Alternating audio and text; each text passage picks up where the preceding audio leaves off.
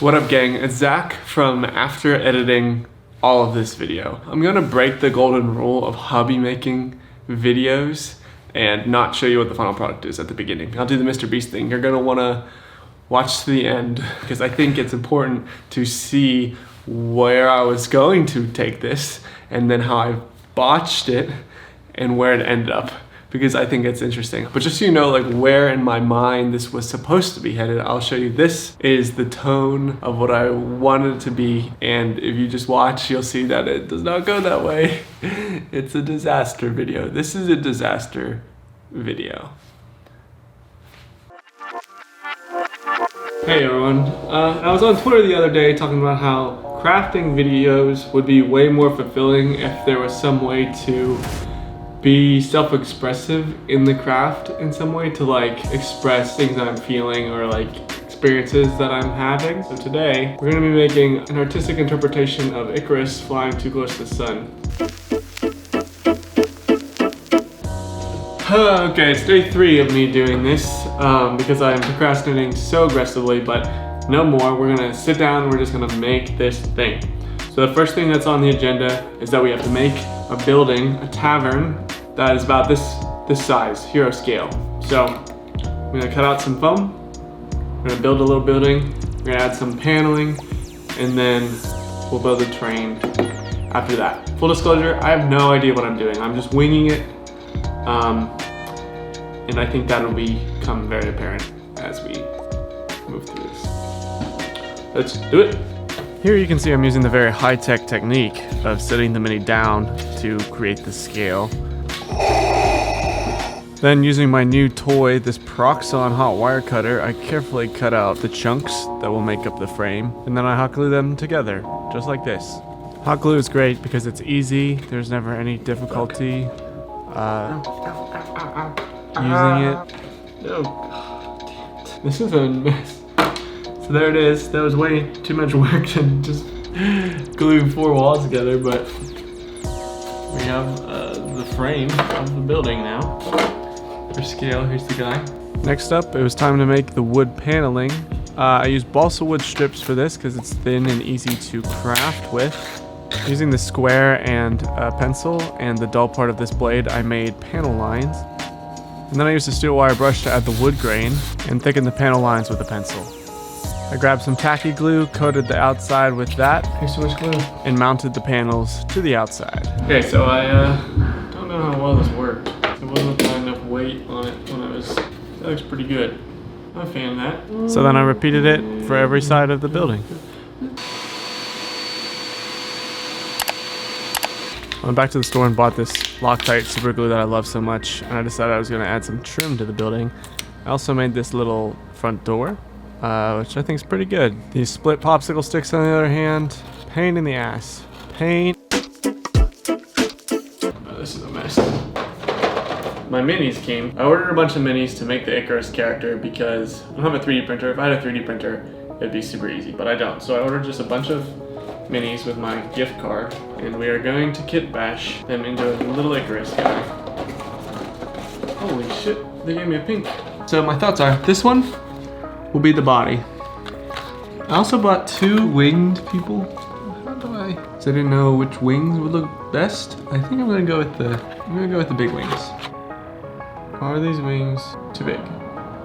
Do you think these wings would look better like this?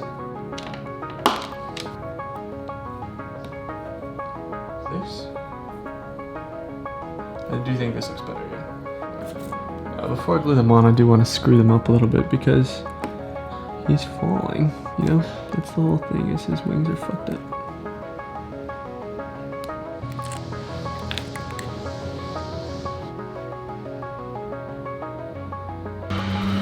Okay, one more bash. I think if I put these there, it'll look like he's wailing his legs a little bit more.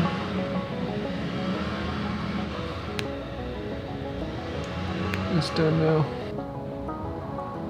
And there you have it, a kit bashed Icarus falling from the sky.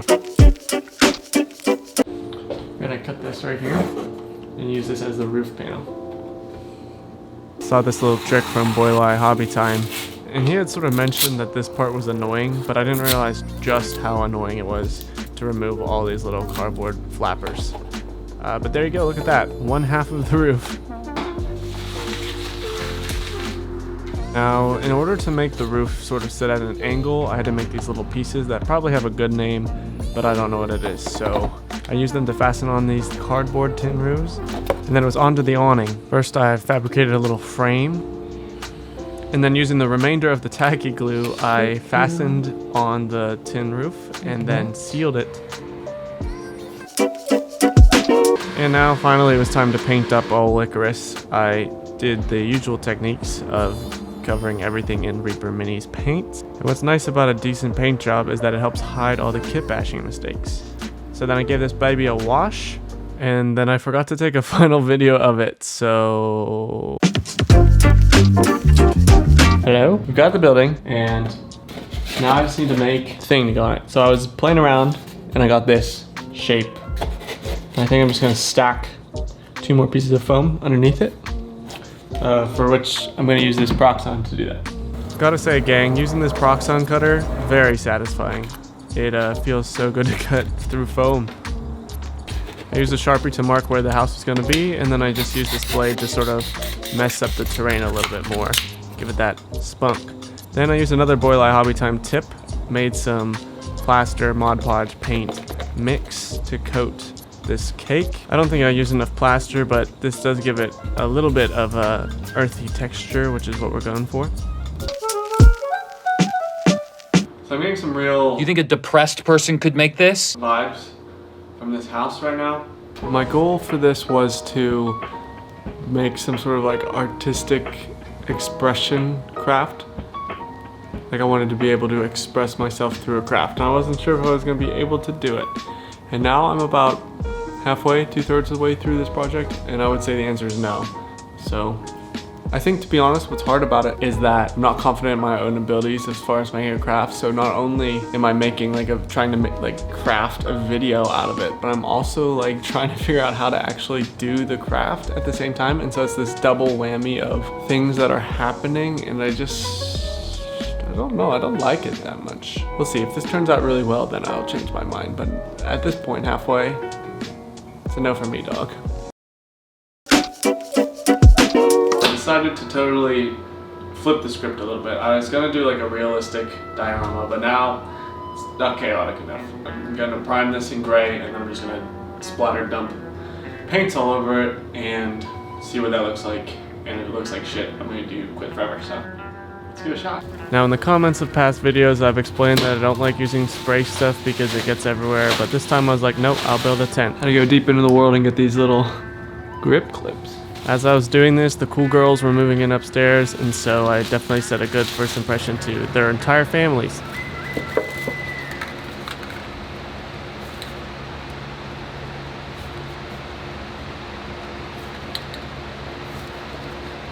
This primer will also act as sort of like a base coat that'll show through, so I figured gray would be the color that I enjoy the most. And I know you're probably thinking, Zach, why would you mix in brown paint to the texture if you were just going to prime over it? Well, if you've been paying attention to the video literally at all, like even 1 second, you would know I didn't know I was going to paint over it. So I bought some paints. We're just going to thin them out a little bit, and we're just going to pour them on, and let them run down, and see what that looks like. I'm not having fun, so hopefully this looks cool. And I can just be done. So I just want to that much. We'll see what happens. So just like a pancake, the first one was too thick, so I thinned it out a little bit, and we got some drippage. And I did the best I could to sort of redirect the drips to get more coverage on this building. But it sort of was a struggle. I added a few more colors into the mix, allowed them to run together. And this created a really cool effect in my opinion, especially as it dripped down over the front. And maybe if I ever do a project like this again, I'll try to get this effect here on the actual project, because I'm just absolutely in love with this layering. Okay, so I don't hate it, but I think what I'm gonna do is I'm gonna take down all this shit and just leave this to dry overnight.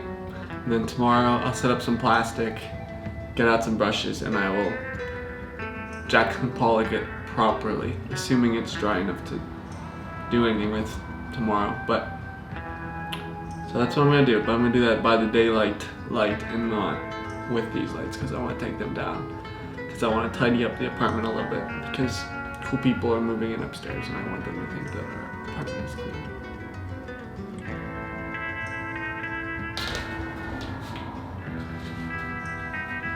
So from the paint.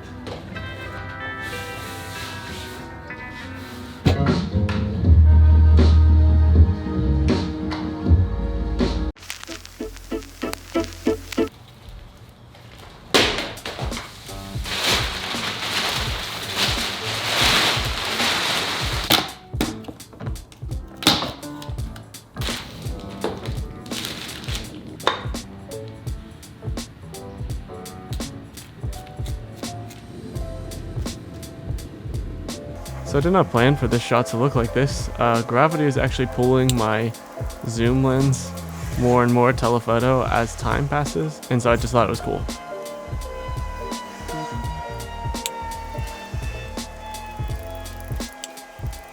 One of the things that I find really interesting about this and that differentiates it from Jackson Pollock's work is that since this is a 3D object, the paint runs when you lift it up and it creates these really interesting patterns and colors. What I've done is I've mounted our little our little Icarus here. He's ready to fall. Just gonna mount it. And then I think to like bring it all together, I'm going to cover him in paint, even though I spent all this time, you know, doing them up.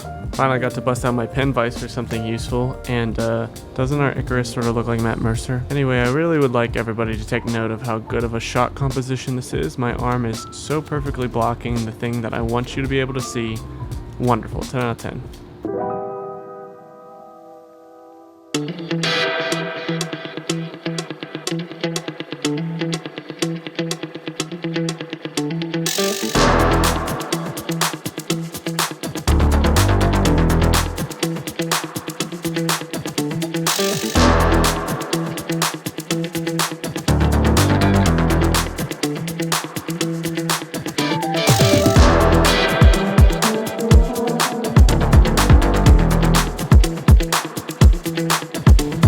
Here it is, the final product. You know, I'm pretty pleased with the way that it turned out. It's not at all what I envisioned it looking like when I set out to make this. Is that a good thing or a bad thing? Who knows? I think the essence is still there. I think as far as trying to be expressive through a craft, sure. I mean, it's a step in the right direction. I think a hyper-realistic version of this would not have been. But anyway, I think it's actually better this way, because if I would have followed the course of my sort of melodramatic intention, I feel like this hits all the notes of what I was trying to say with it, but it's kind of fun. So, yeah, that's it. Like and subscribe. See you in the next one. Friends, I told you. Sunday friends. Friends who like to get together from time to time. Bet he won't be there when times get tough, I guess. It is. On Sundays.